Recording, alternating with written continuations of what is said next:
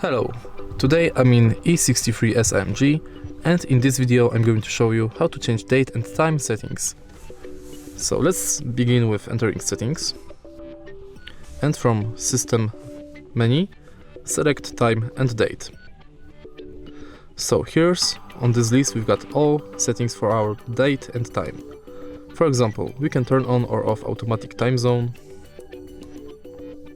we can manually switch time zone for different countries.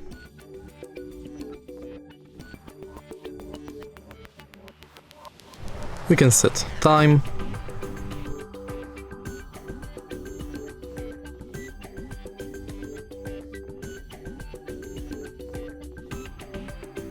And set format between 24 hours and 12 hours. And also we can change format of the date. And that's basically it. If you find this video helpful, please leave like, comment and subscribe.